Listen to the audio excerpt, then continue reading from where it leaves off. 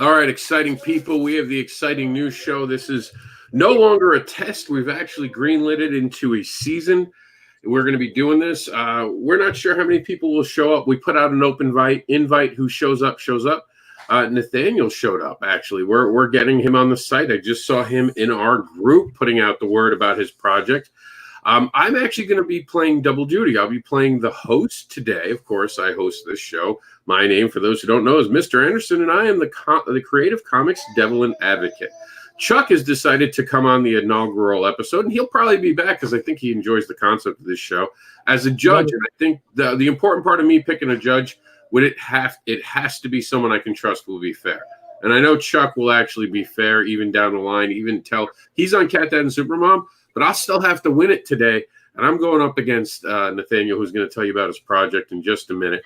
But first, I want to introduce everyone. I introduced myself. Chuck, go ahead and introduce yourself, our guest judge of the day. What's going on, guys? I'm Chuck Pino.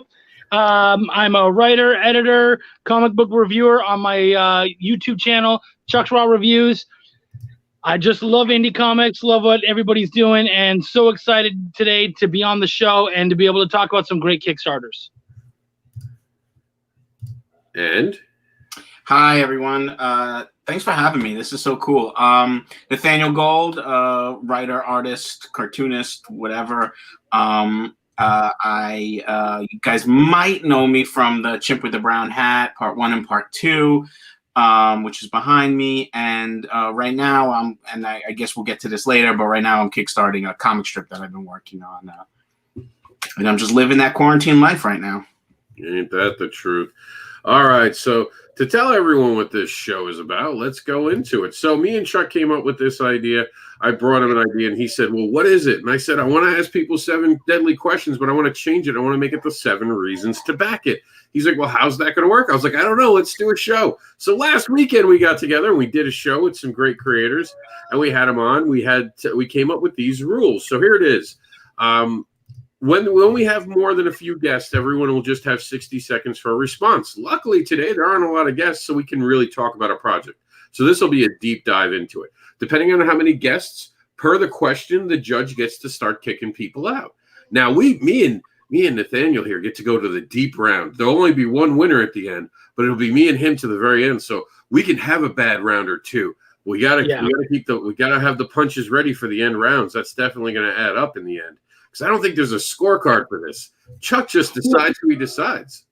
So I was thinking what I'll do is, to make it interesting, we'll do the rounds, and each time you finish a round, I'll score it, and I'll decide who wins that round. Ooh, scorecard. Then since it's 7 questions, whoever wins at least the 4 out of the 7, whoever wins the most, they'll take it.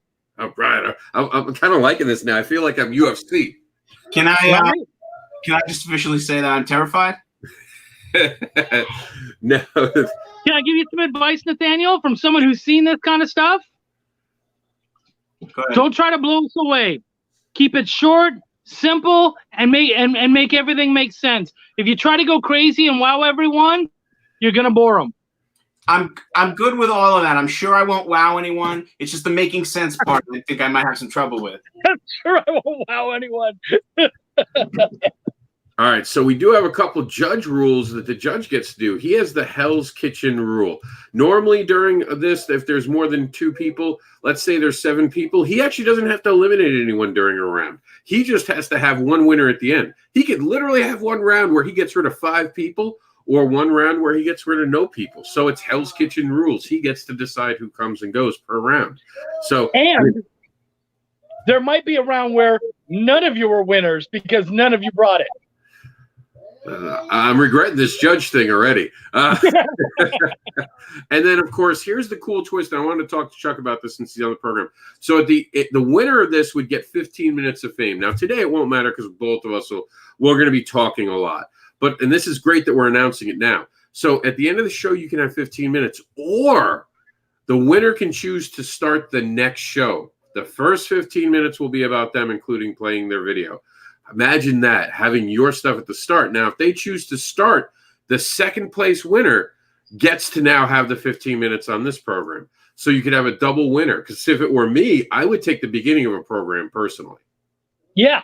I would defer to start a program because there's a lot of viewership at the beginning. Unless it's live, you always have someone watching the beginning of the program. So I would ham it up and go for the win unless my time was running out. So that's also going to be an important factor. How much time do you actually have left on your campaign? So there's some strategy that's going to. We were talking about this with the panel yesterday, last week with Chuck too. There are going to be certain things that people are going to watch these shows and start to know some of the questions. But here's another twist: the judge gets to pick his own questions towards the end of the show. We have, I think we agreed on 1, 2, 3, 4, 5 questions that are staples. They're going to be given in different orders, though. It won't always be in the same order, but if you watch this show and you're going to be on the next week, you're going to know what those are so you can be ready, but not knowing the order could throw you. And if someone's looking down at a card, I'm sure the judge is going to be like, are you reading something? I don't know if you should be reading something. So, Right. Yeah. I mean, one day I'm going to be the judge. I'll let Chuck be the host, because I'm going to teach Chuck StreamYard. That is one of my goals for this year. Get Chuck to do StreamYard so he can do it on this channel and then do it out on his stuff. So we are aiming for that. For now, I'm just letting Chuck get comfortable with hosting a few of them. I think he likes it, though. He did really good on his panel. So I'm excited. He does. Yeah. He's a pretty good host, so I would love to be the guest judge. Yes. And for those who don't know, I'm actually starting a real reviewer show where I'm going to be, what I mean by real is I'm going to really give my opinion. This could be trouble. Because I'm really going to be honest about things. I know Chuck's got the raw reviews, but I know Chuck's a nice guy. Chuck stops at raw. I'm going for naked truth here. I'm going for like what your boss tells you about your job performance when you sit down for that review. That's where I'm going to go. It's not going to be mean to hurt anyone's feelings, but if I catch a mistake, we're going to blow it up, Xerox it, and hand it out to the class, and we're going to learn from it. So I do warn people. They asked for it, so I put up a disclaimer. This is that you know me. I'm going to be honest. I'm not going to be cruel. If I'm cruel, I'm doing something wrong. But if I find a mistake and I point it out, I don't want to hear later, why'd you say that? Oh, my answer will beat you. Well, why'd you put a mistake in your book? That will be my answer to everyone. So if you guys are ready, I'm ready. This show is ready to go. So I think I've got it. Yeah, I'm gonna give out the first question for today, and I'm randomly picking these for this week, and I'll pretend to be surprised by it. Can I make a suggestion, actually? Because I know what the first question should always be. What do you want? Should always be the same thing. The first question should always be, give me your 30-second pitch, your elevator pitch. Okay, we can make that staple one. Okay, so the other 4 will rotate. Gotcha. Yeah.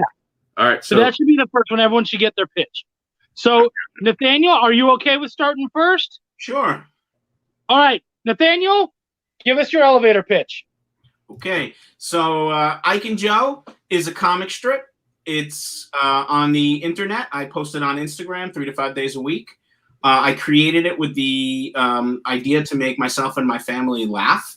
It was something I always wanted to do, a comic strip. And when my dog, who was a member of the family, when it was his time to pass on, I said, let me draw these. Let's add some laughter to my life. Let's add some humor and fun to the life of my family. And then I started to post them online about a year ago. And I said, the entire purpose of Ike and Joe, a day comic strip about 2 young monsters, their friends, living in day-to-day 21st century. And as we all are, so it's there. It's for humor. And it's inspired by the comics we all grew up with. Peanuts, The Fireside, Calvin and Hobbes. Those are the things that always made me create, and they continue to make me want to create. All right, Devil. All right, so here we go. Cat Dad and Supermom is a tale of bullying and what you do when you see bullying in front of your eyes. Our main character, Jax, goes into the dream realm to ask Cat Dad and Supermom for the answers. We teach morals with farts, and it's a story for the whole family that everyone will enjoy. So the winner there is Rob. And the reason is that you have to remember, I know, right? What the heck? He's out of here.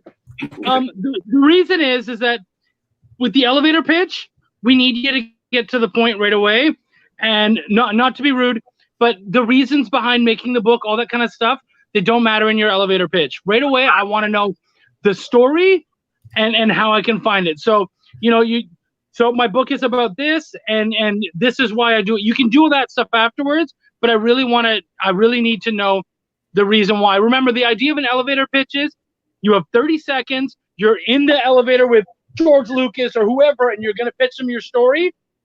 And if they don't like it, you're gone. So you have to think of it like that. The thing is that Rob had the advantage here. He knows what an elevator pitch is, and he has to do this all the time. This is going to be your quick pitch that you give at your table. So if someone says, "Hey, what's the book about?" Boom, just give them that quick one. Makes sense. In fairness, though, I want to hear what you think of that pitch. I've never done that one before. It was pretty good.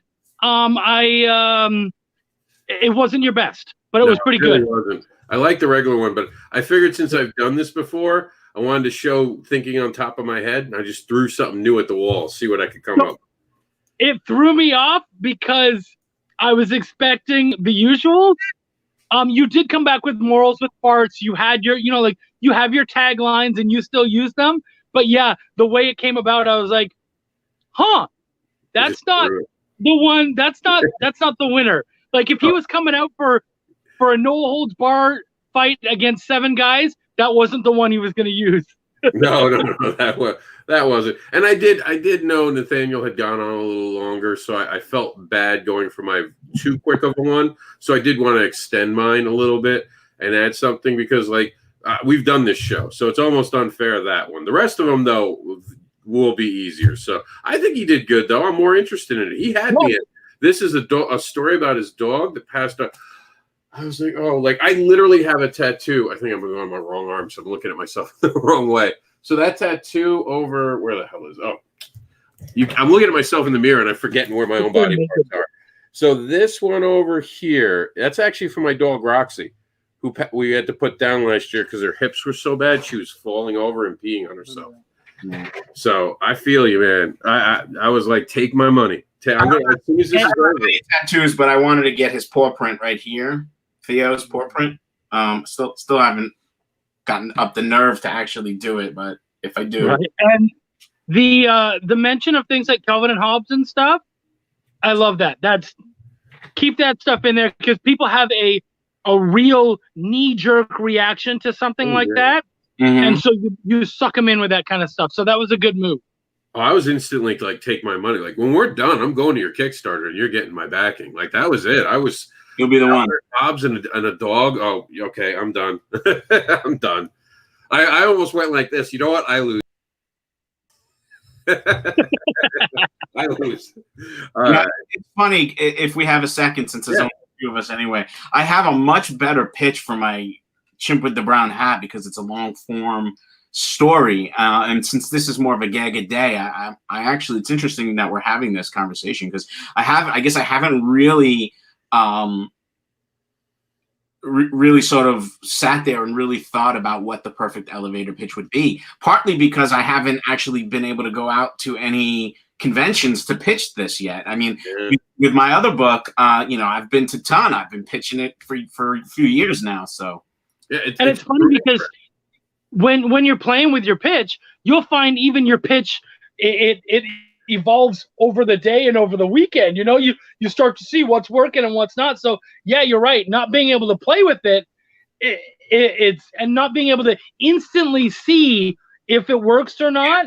That's really rough. Can I hear, since we do have time, can I hear your quick elevator pitch for Chimp with the Brown Hat? Sure. So give me a second here.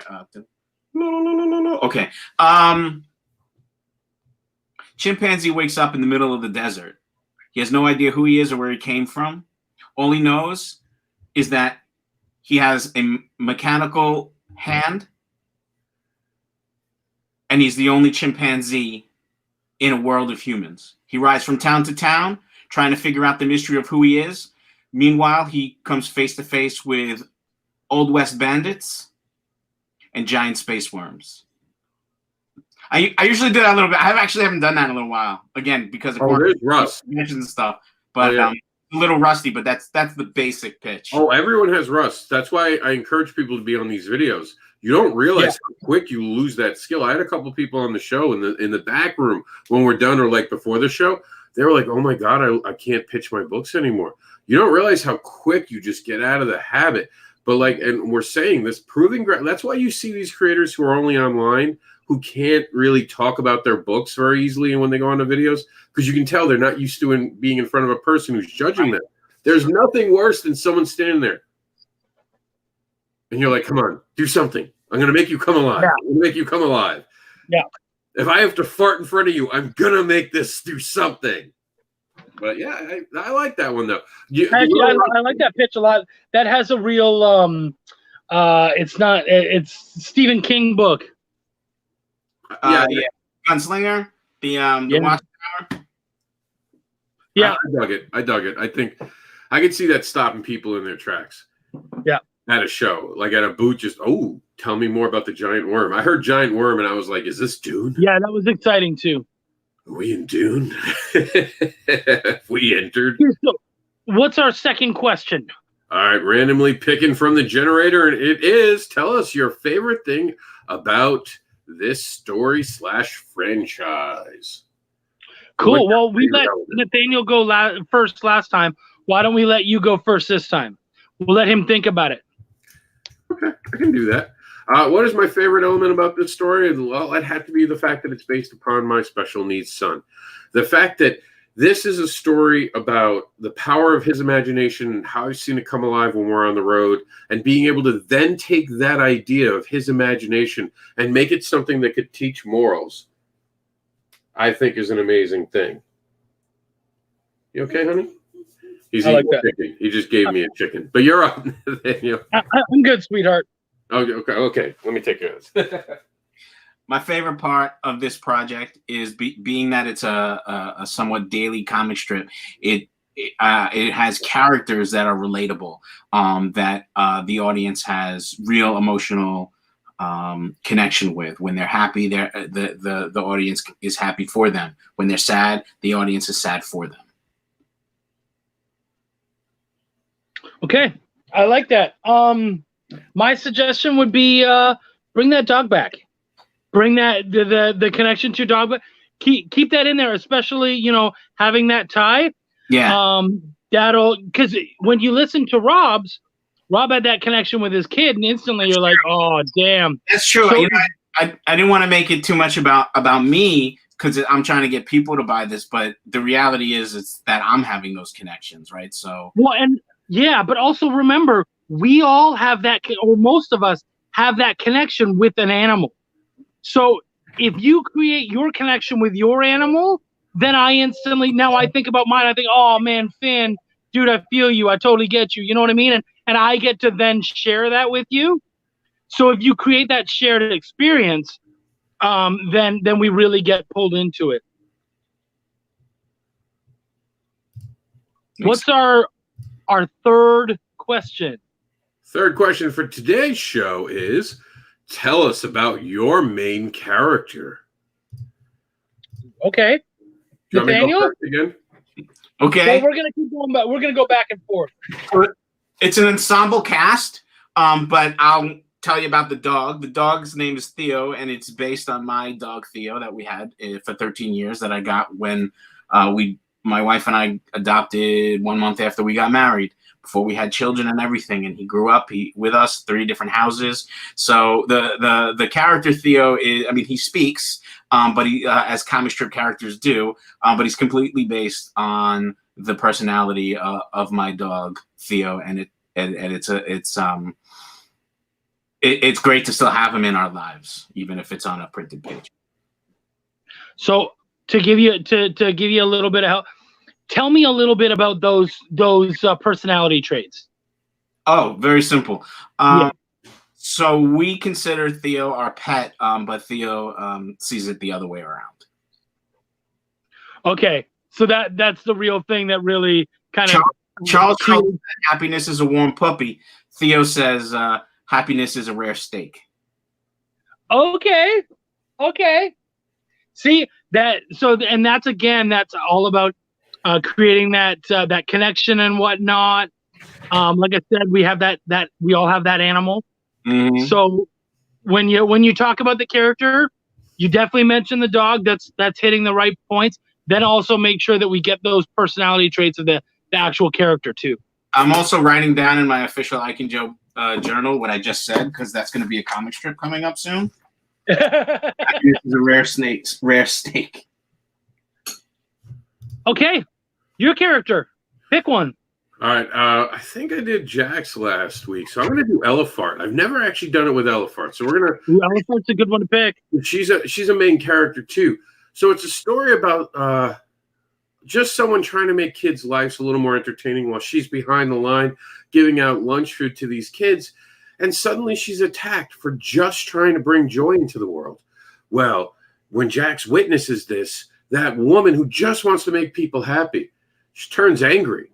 And she uses farts as a weapon to teach these kids how it feels to be picked on, how it feels to be made stinky. And she uses them like a Green Lantern's ring to even include making a word train that actually says word, finally proving that words can and do hurt you. This is a great story to teach your children how not to pick on someone just because they're different. Elefart is a redeeming character that you're going to fall in love with, even though she's our big baddie. You're still going to fall in love with her. I love it. That was pretty good. Don't tell me.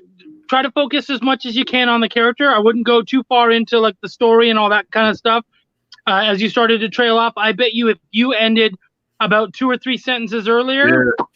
Yeah, I felt it too. I felt like I was trying to, because then I was like, I can't step on that part because it gives too much away. Because there are parts of it that you can't give away about her character. Yeah. So I was like, just end it, you fool. End it. You've done well. And it's funny because your last sentence was actually really good, but then the 2 or 3 before it, I was like, you're going another place, and we don't need to be there yet. I went into the weeds, but I got myself back. You saw that? End it. You got yourself back. The ending redeemed it. Land the bitch. All right. So our third question. Wait. Fourth. I know how to count. I just don't do it well. What do you believe separates your Kickstarter from the thousands of other Kickstarters and Indiegogos? We have to update that to other crowdfunding campaigns out there. Rob. I'm up. All right. So what separates my crowdfunding? Well, first off, because we're on Indiegogo right now, this is actually not a regular campaign. We're just offering it to people who didn't get to be part of the amazing campaign on Kickstarter where we actually made a project we love, finally getting the redemption this project deserved. So we wanted to invite more people to be part of that amazing movement that is an anti-bullying message. So what is different about this campaign?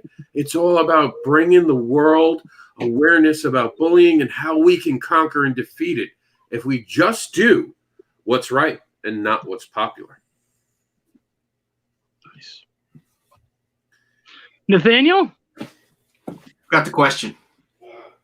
I was really into what he was saying, and I forgot the question. I know, I did too. I'm walking away too to check on Jax. Okay, here we go. What separates it, right? It was what separates it from other crowdfunding right now. Yeah. All right.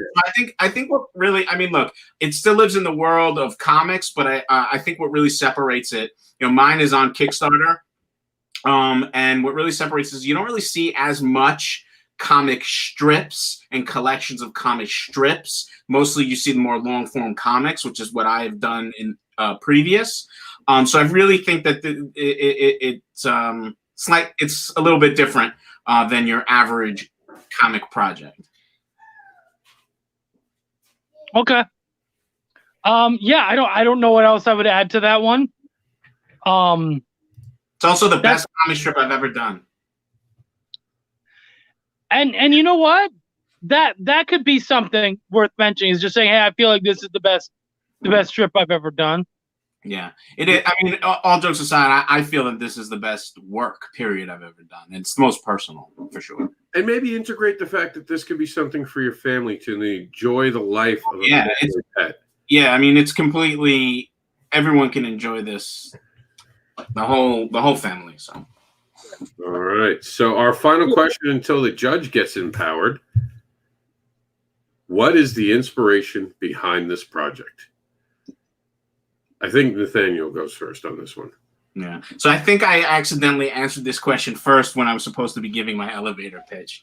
The inspiration for this project is simply I needed to add some humor into my life. I needed to add some happiness in a dark time. My dog passed away. I always wanted to do this comic strip. I had this idea when I was in high school, and him passing, you know, those moments in life that make you say, go right or go left. I decided to go right.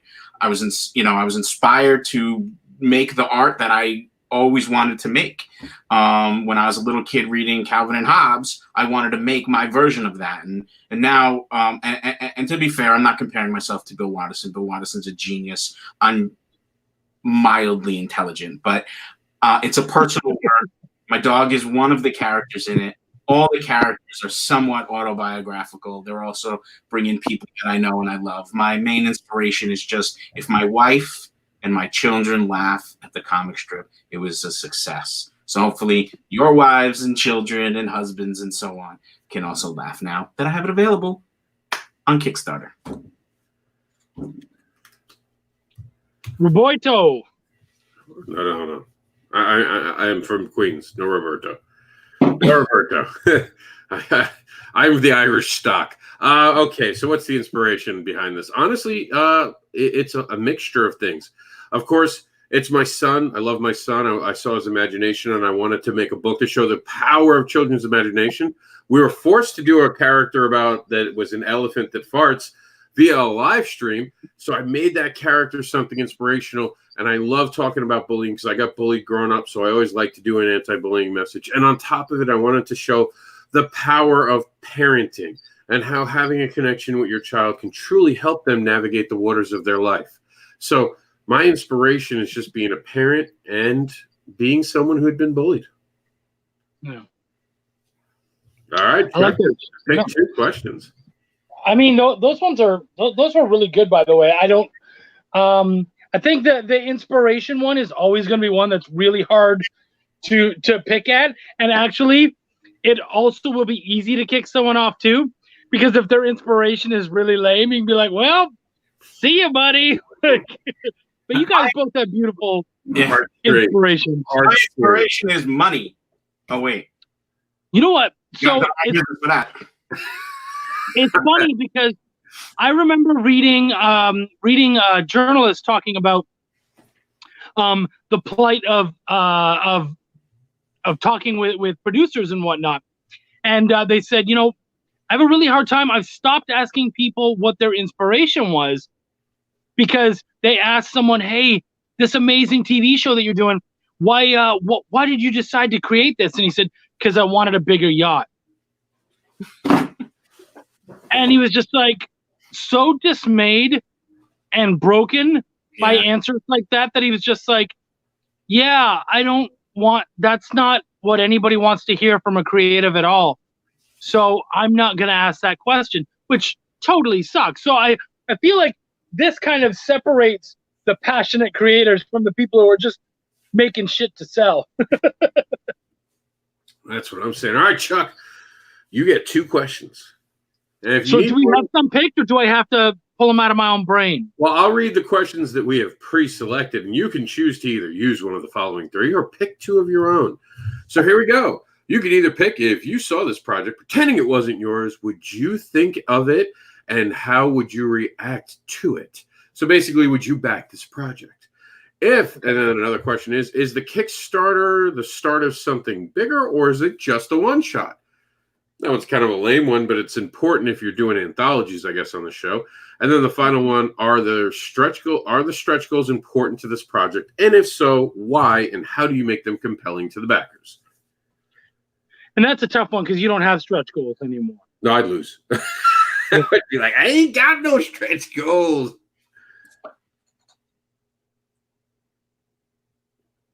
I'm sorry. I'm just trying to real quick see if I can just pull something out of the old noodle. Okay. For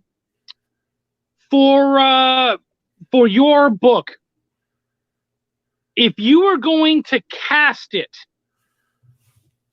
who would you cast in the roles and why? Give us 3 roles and 3 castings.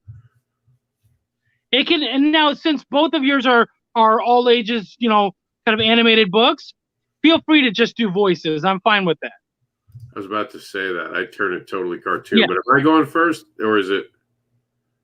I believe it is you first. It is me, right? Yeah. So I would totally go cartoon, of course. I wouldn't see this as a live action. I would get Kevin Conroy to do Cat Dad, not only because of the coolness that have been being Batman, but for those who've been a fan of his, he has depth of character. He has been able to play zanier moments and kind of funnier things. So I'd love to see him in a role like this where he could really let loose and do Cat Dad. Elefart, you know who I think it'd be fun to get with Elefart? I don't know the actress's name, but she's that British actress who's a little heavy, but she like really embraces it. She's I know her last name is McCarthy because she's related to Jenny McCarthy. Oh, do you mean Melissa McCarthy? Thank you, Melissa McCarthy. Yeah, I think she'd be great. She's not? No. Oh, I thought she was. You're mixing her up with Rebel Wilson. Rebel Wilson's the one I mean then. I Okay. thought they were related. Yeah, Rebel Wilson's actually the one I meant. I was like, okay, Melissa, that's fine. Yeah, Rebel Wilson, come on, as Elefart, that would be cool. That would be funny. That would be cool. And Potato Butt, I would totally get the guy, and I don't know his name, but he's hysterical. The guy from Ant-Man who keeps giving the recaps. Oh, Michael, yeah. Yeah, right? He would totally. That'd be really good. Yeah, I don't know any of their names, so I probably lose this round. No, I don't know famous people. That's a fun casting, though. All right, Nathaniel, what about you? Oh man, this is hard. I never thought about this. So I'll start with my character Joe, Zyke and Joe. I would go with Will Ferrell because Joe is sort of the type of character who has no need to see a sunset if he can just look, quickly Google it or check it out on YouTube. And I feel like I feel like Will Ferrell would do a really good job. With Ike is more of a type A kind of personality. Like he can't sit down for 10 minutes and watch TV if there's socks that need to be ironed. I feel like for his voice, I would want someone who was really kind of a curmudgeon-y type of personality. And I'm almost thinking like, this is obviously pie in the sky and this wouldn't even happen. In fact, I'm not 100%. Is Sean Connery still alive? Yep. Yeah. Okay. So like a Sean Connery. And then for Theo, hands down, no questions asked, Morgan Freeman. Oh, wow. That'd be really fun. Okay, I like that. And you actually helped me come up with my last question when you said the thing about pie in the sky. So, your Kickstarter or Indiegogo, you don't even understand why, but it goes viral. And you bring in stupid money, $50, $60, $70, $100,000, just something ridiculous. What are you going to do? Can I ask a follow-up question just so I understand the question better? Yeah. Is there profit or is this going to be something that's just going to break even? What? I'm sorry, I don't know what you mean exactly. Well, sometimes when a campaign goes viral, it's a bad thing because you're not ready for the stretch goals can kill you because you have to start getting. Oh, okay, yeah, I'm sorry. No, I'm sorry. You just end up with tons of money over top of what you ever would have expected. So I have money to spend. Oh, lots of money. Yeah. Okay. Can I ask a question? When you're asking what we're going to do, are you asking what do we do during the campaign, or what are we going to do with the stupid money afterwards? Like, what are we going to stupid money afterwards? Okay. Who goes first? Do I go first on this one? No, you went first on the last one, I believe, didn't you? I thought I did. No, you didn't. No. Yeah, you do go first. Okay, yeah, you do go first. All right, so I go viral. It's a success. It's beyond the success. I sell all of these books, and now I have a bunch of money. What am I going to do with this money? Actually, I don't know. Maybe this is a little bit boring, but I'm just gonna put it into the comic strip. I would put money into making a much better website and just building my presence and continue to build the comic strip and spend it on marketing to build an audience. Though I guess if it went crazy viral and that many people, I guess I have a pretty big audience at that point. So I would use it, like I said, to just make a much better, more professional presence online. And I would get moving on the next book, which would be bigger and better. All right.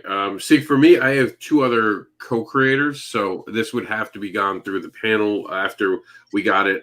Even though me and Chuck are technically the co-creators in America, if it went viral, I would bring Raheel into that conversation as well. Yeah. That'd be the only right thing to do. I would, of course, want to do the next two books. If we made that much money, I'd want to get Raheel. What's it going to cost to do us two more books? I'd want to print enough books that we would be comfortable. And if Chuck and Raheel wanted to take a bonus out of it for their work for a little bit extra, I could totally understand that. You know, especially with me and Chuck, we don't get paid for this right now. For my portion only, whatever would be left just for me to play with, and I'm sure that they would tack on to this, I would donate books to local hospitals, to schools for kids who have been bullied, to help them get over this. I'd really do a community outreach. I feel like a horrible person now. What a dick move, right? I'm a lot of St. Jude. Yeah, remember, I'm the odd guy out because I always advocate for people. That's just where my mind goes. You give me a lot of money, and I'm the first person to try to help other people. I'm stupid. I don't respect money. You're so stupid. I don't care about a yacht. I would sink it just for fun. That's the type of person I am. Like I would buy a yacht and be like, let's sink it. I mean, like a cartoon character. But with knowing how important, like, I mean, Chuck knows this. I've seen kids cry because this book meant so much to them. I want it out there. And that was why this Kickstarter was so important. I couldn't care about the money. I had even someone recently mock how much money I raised. And I was like, you don't get it. We got a project we love. We got 120 backers. I am fucking proud of that book. I don't care how much money it made because I know it's going to make people excited. I know the people who are reading it are going to enjoy it. So you keep making your little titty book. I'm going to be over here making quality. So there we are. I'm on it, man. I told you. Naked truth. Nothing wrong. And I'm not wrong, am I, Chuck? About what? About our book. It inspired. Oh, about our book. Yes, you were correct. Yeah, so I'm never going to be ashamed of that book. I was never ashamed when the Kickstarters didn't go well. Yeah, Chuck. Ask Chuck. I don't think that's on. And that was the frustrating thing about the Kickstarter not doing well. It was not a good. I've seen Kickstarters not do well, and you're like, well, yeah, it's not a great book. But those failed Kickstarters were never about the book, and they were never fair to the book. And I think that's why we ended up going back and doing it 3 times, is because it always deserved better. And I take the blame. It was all my fault. I didn't do it the way I when I went to Chuck that last time, I was like, I want to do it my way, 100%. And I want to do something no one ever does. And he was like, what? And I was like, I want to be honest. I want to be just hard on the table. This is what I love about the project. And I expected Chuck to tell me no, because we'd already gone through 2 heartbreakers. And I think Chuck just heard it in me and was like, I think you even said this on a program. You heard how passionate I was. You didn't even want to step in the way of that. You wanted to see what came from it. Yeah. Yeah, so. I'm open to failure. I've done it before. I'll do it again. Was that 7? That's 7. That's it. It's time. We have to get a spinning ball for this part of the show. So it was really good. You know, the thing about it is that Nathaniel was definitely the underdog, came in, scrapping, punching, fighting away, doing what he could. But at the end of the day, sadly, experience, you tend to you don't have to work as hard because you already know how to do it. So I think in this case, experience does win, but only barely. However, since we have time. No, wait, Chuck. I get to decide if I get to start the next show now, don't I? You do. I just thought, since we do have so much time and whatnot. No. Pick the other show. Okay. I'd rather start the next show because that'll really help. Like, I'll take my win. I'm taking my win, and I'll give it all. Nathaniel is now king for a day. I want to start the next show officially. I appreciate it. Okay.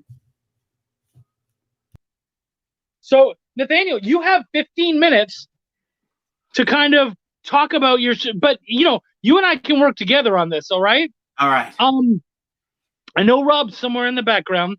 So, Rob, at some point I would love to show let's show the video.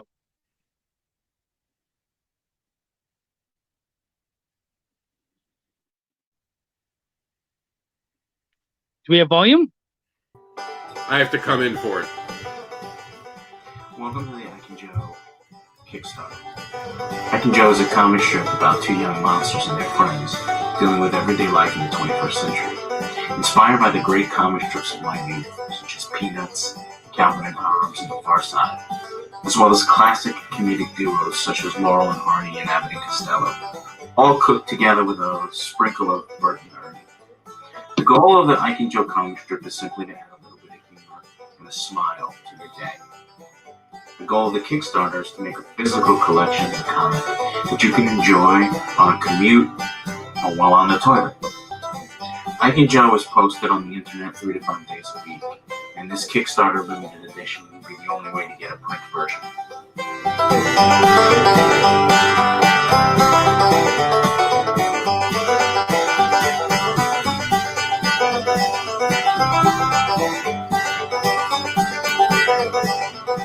This collection was carefully curated to pick out the best comic strips from the first year of the Ike and Joe comic.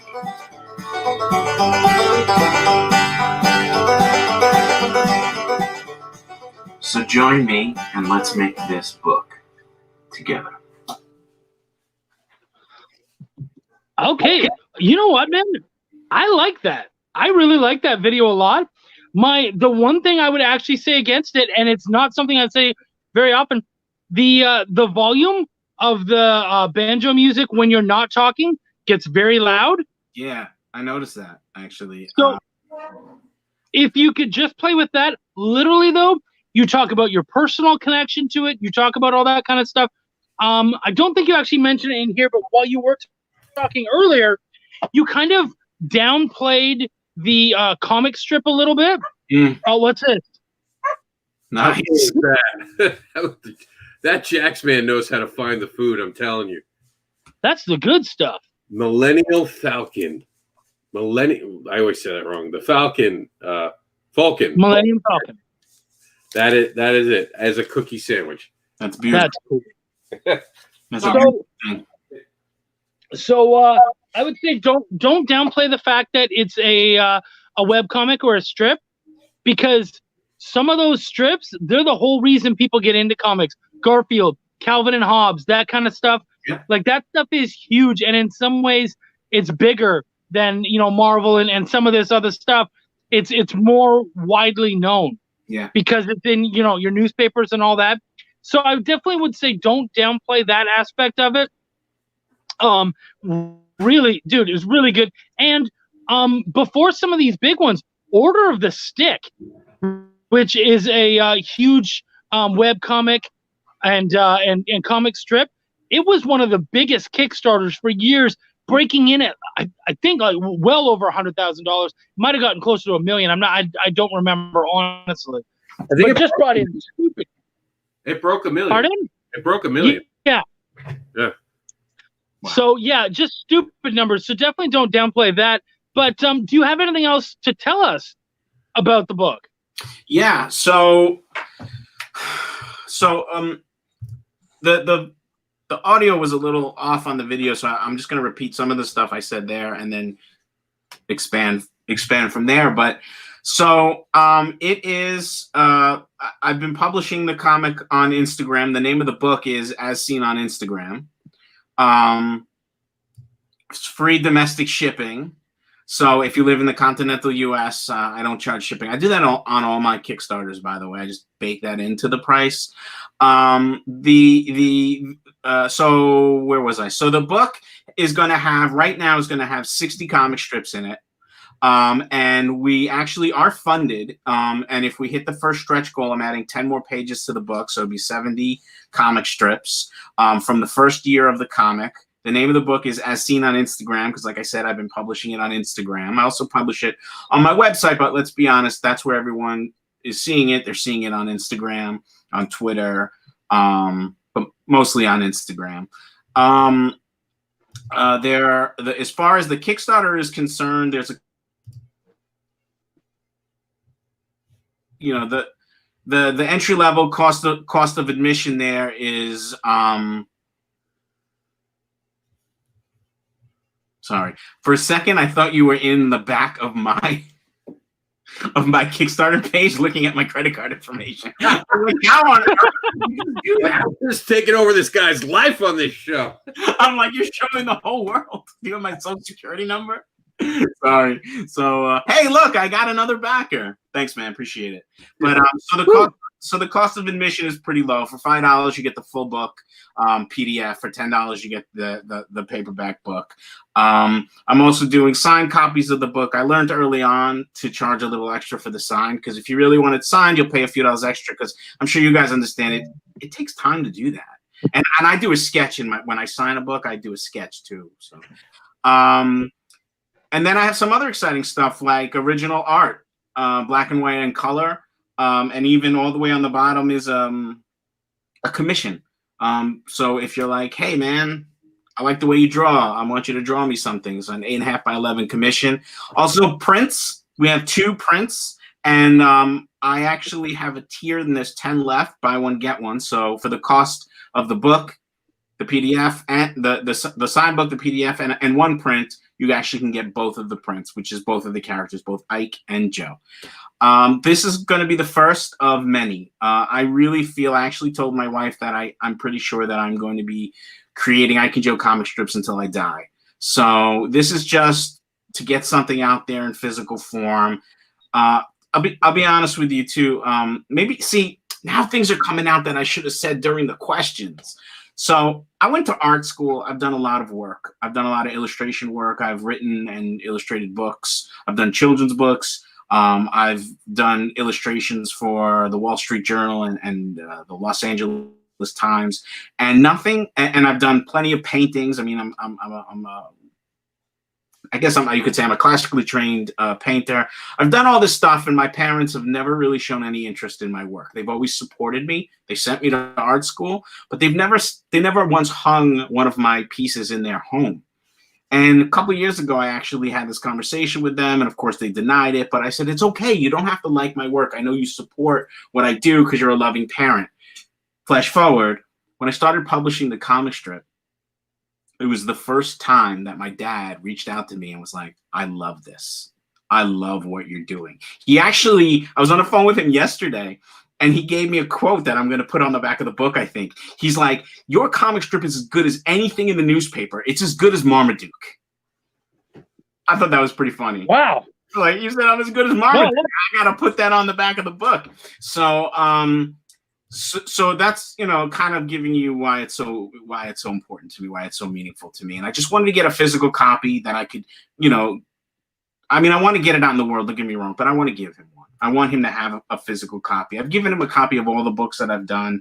And I know they love me and I know they support me, but I know those books are only come out when they know I'm coming over. This one, I think they'll really, really enjoy. So, like I said, this is going to be the first of many, and I hope they get bigger and better.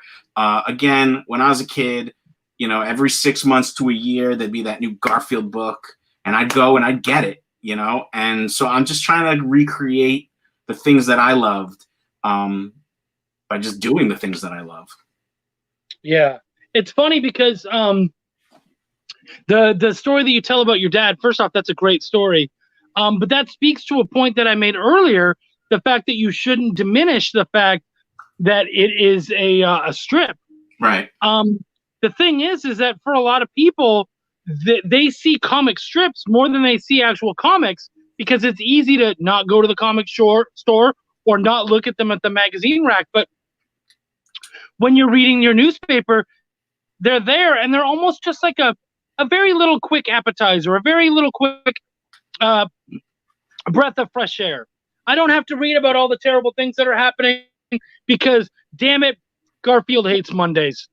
And look, those damn Full Circus kids are at it again, and whatever else, you know. And so, it's so much easier for a lot of people to kind of jump on that. So, I mean, that all just makes sense.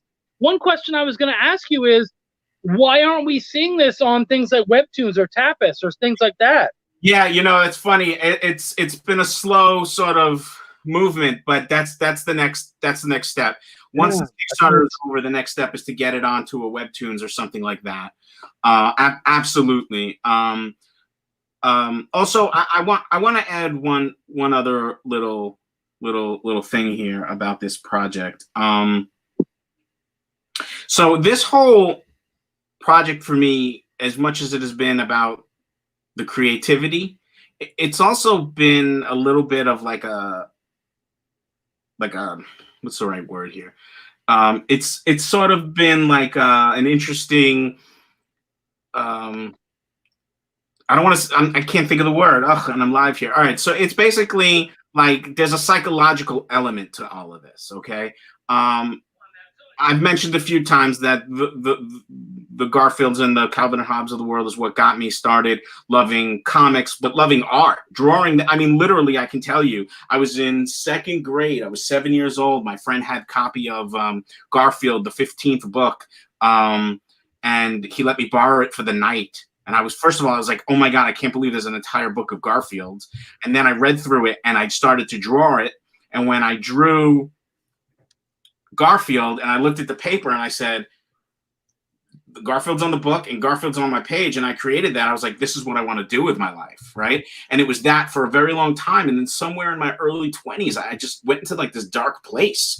And I had so many people tell me that you shouldn't be a cartoonist. You should take your art more seriously. And I started learning how to paint, and I went and became an illustrator. And I did all these things, and I started to become really, really depressed, And I'm just being very I'm just gonna be very honest and open right now. Like, I went to therapy and I talked with my therapist for years about I was supposed to be the next Charles Schulz, and I'm a loser. I'm a failure. I don't even do a comic strip, and it took a long time.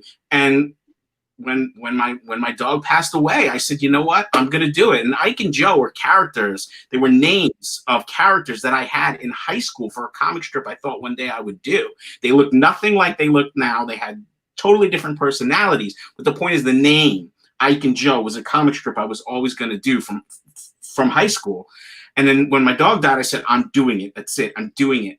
And I was just like, I'm not going to be afraid, and I'm not doing this for anyone but for myself and for my family. And, I even went as far as to rip off the first Garfield comic on purpose, with credit, as my first comic strip. My first comic strip that I ever posted publicly was Ike and Joe, and Ike is saying, hi, my name is Ike, and this is Joe.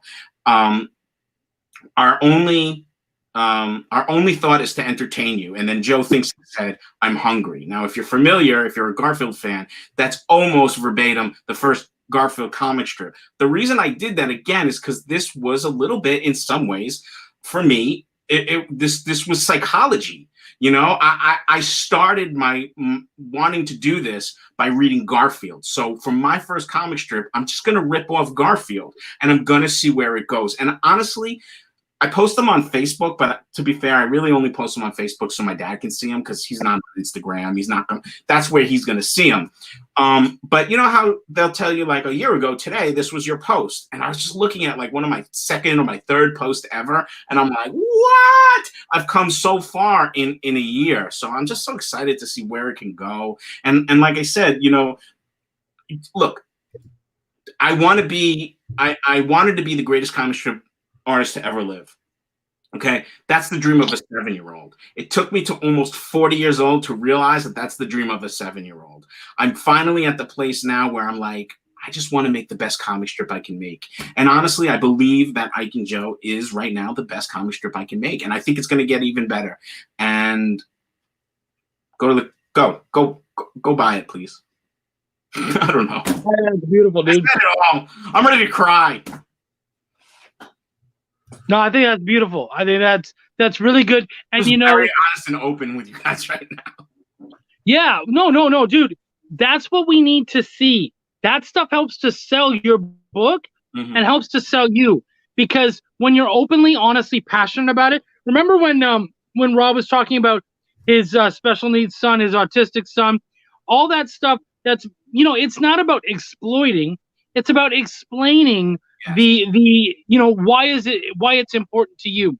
Because I can just make whatever and send it out there and say, yeah, I'm selling it because I want to make money. But when it really connects with you, it'll also probably connect with them. So when you talk about your connection to Garfield and Calvin and Hobbes and that kind of stuff, it will also connect to their love of Garfield, Calvin Hobbes, and all that kind of stuff too. So you guys get to create that thing. A lot of times when I'm at a booth, I don't immediately try to sell somebody on my book. I actually will talk about their shirt or whatever they're wearing. Because if what they're wearing, when you wear something, especially at a convention, you're saying, I love this. Right. And if what they love connects to my book, I make that connection. Oh, you've got X-Men? I'm a huge X-Men fan. Chris Claremont is one of my I'm a huge fan of his work, and I really try to put what he does into what I'm doing. Oh, really? Let's see. Cool. Come on over. And so creating that connection is a big deal. You're doing that by mentioning all that stuff about Garfield and everything else. I think that's good. Also, that first panel you were talking about, the first strip, that's very much like an homage cover. That's the closest you're going to get to an homage cover in a strip. So I think that's brilliant. I love it. Thank you. Rob, did you have anything to say? No, I love when a creator gets brutally honest. I think that's the only way we should be as creators. I think we're brought into this and we're made to feel like we have to put these shines on it because these are what these charlatan marketers tell us, is that we have to do these gimmicks instead of just being purely honest. But when you go to panels and you see creators at DC and Marvel side talking on panels, they don't give you pitches. They tell you how much this stuff matters to them. So that's one thing that's always resonated. The guys who are around the longest, the guys who are always talking to us, and the guys that we're referencing the most often are the ones who are the most passionate, the ones that bleed their love of comics, and they just let it out, man. They don't give a damn. They're not there to be ego guys. They're not there to worry about how someone's going to receive it. And I love that. And I miss that about being on the scene.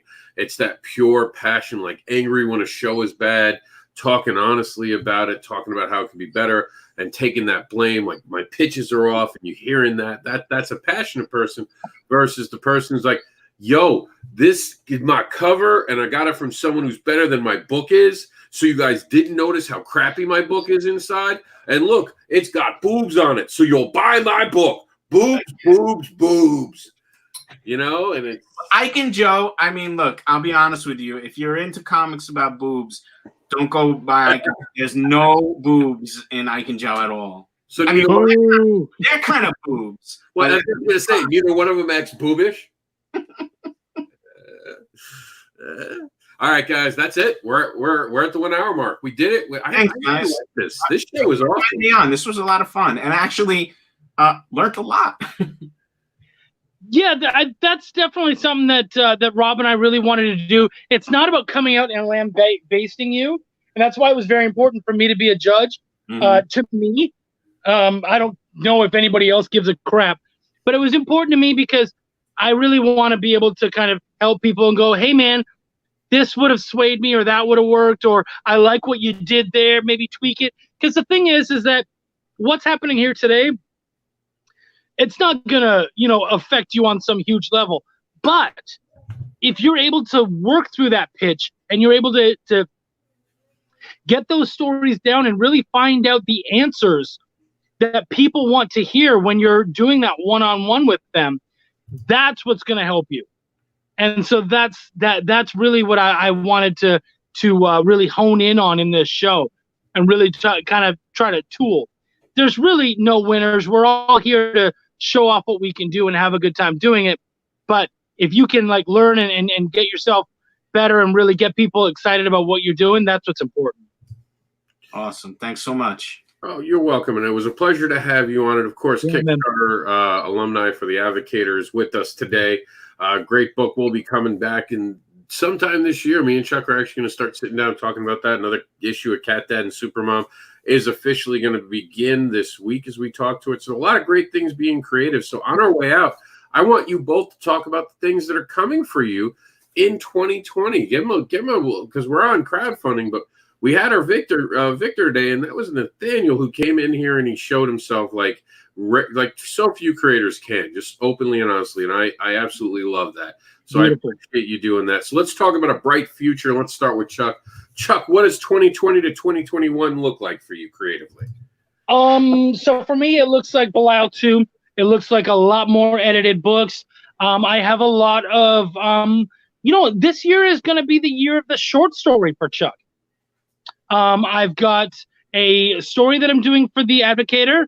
I have a story that I'm doing for Cthulhu versus Oz that looks really good, and it's actually a two-parter. So I think there's going to be a lot more short stories in my future, and of course, we also have more Essence House that we're planning on bringing up, and I'm hoping to be able to talk fairly soon in the next little bit about when you can see season 2 of Essence House come out. So yeah, for me, it's a lot more of the same, but bigger, better, sleeker, ready to make it happen. And Nathaniel? Oh, cool. So I'm going to continue to put out the Ike and Joe comic strip online 3 to 5 days a week, and I'm going to try to get it onto a Webtoons or something like that as well. And then I'm also I started a Patreon page, and exclusive on Patreon. I'm actually doing a long form story with these characters called the Ike and Joe Adventures, where it's kind of set up like an old school Sunday page. So each page is is a punchline, but each page also is going to slowly progress the story.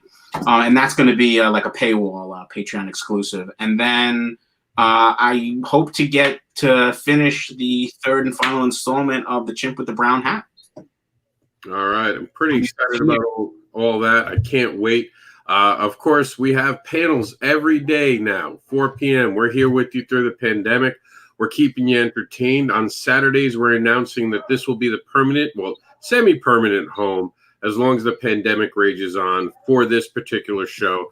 We're also trying to see if New Comic Book Day is going to be changing, and that will affect it because we always do Kickstarter pause on New Comic Book Day, and there's talk it might be Tuesday from now on. So we might be shifting our schedule, but every day we'll be here at 4 p.m. We'll make changes as due if we need to bring in other creators. But as far as what's coming for me, we have something exciting and new for you. We introduced this, and all the answers are coming on Monday. Now, let me give you a kind of teaser of what's about to come.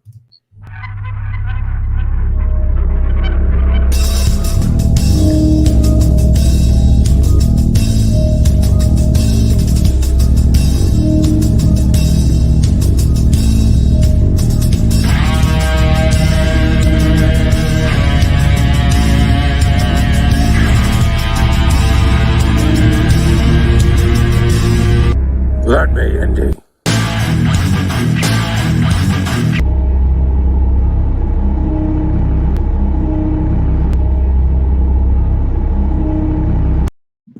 The answers are coming, but you'll have to wait till Monday. I'll see you.